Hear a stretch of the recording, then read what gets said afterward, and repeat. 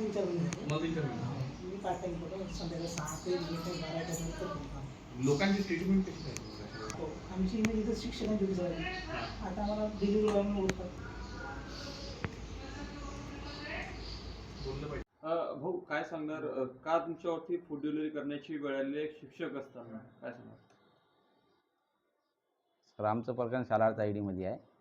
आम्ही 632 शिक्षक आहे. आम्हाला नाही का हायकोर्टातून आदेश मिळालेला आहे की यांचं पेमेंट करा म्हणून. तरी शिक्षण विभाग आणि सरकार आमचं पेमेंट करत नाही आहे. माझी नाही का शिक्षण विभागाला एवढीच विनंती आहे की आमचं पेमेंट लवकरात लवकर करावा. 14 महिन्यापासून पेमेंट रखडल्यामुळे आमची आर्थिक जे बाजू आहे ती कमकुवत झालेली आहे. त्याच्यामुळं उपजीविकेसाठी काहीतरी काम करावं लागेल म्हणून आम्ही शाळेचे शैक्षणिक कार्य पूर्ण करून दुपारून किंवा संध्याकाळी हा फूड डिलिव्हरीचं काम करत आहे. शाळेचं आणि फूड डिलिव्हरीचं व्यवसायाचं कशा पद्धतीने नियोजन तुम्ही आखत आहात?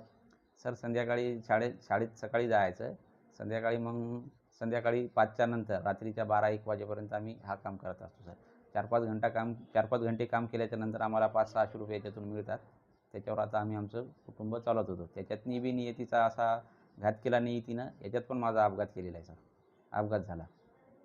बरं, एकीकडे कुटुंबाचं ओझं, दुसरीकडे शिक्षण देण्यासाठी तुम्हाला शाळेत नियमित जावं लागतं. या दुहेरी तणाव परिस्थितीमध्ये कशा पद्धतीने नियोजन आखले असतं? सर आता तर उपजीविकेसाठी सर काम तर करणंच आहे. आता नागपूरसारख्या सिटीमध्ये राहायचं म्हणल्यावर सर मॅक्झिमम सर 15 ते 20 हजार रुपये खर्च लागतो.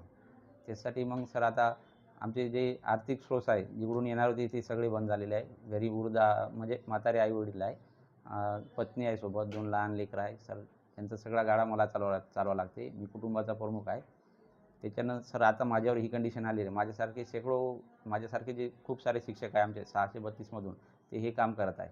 सर ती माझ्यावर जी वेळ आलेली आहे ती त्यांच्यावर वेळ येऊ नये ही शासनाला, शिक्षण विभागाला हीच माझी विनंती आहे की त्यांनी आमचं पेमेंट करावं. माझ्यावर जी वेळ आलेली आहे ती दुसऱ्यावर येऊ नये. बस एवढं सांगू शकतो.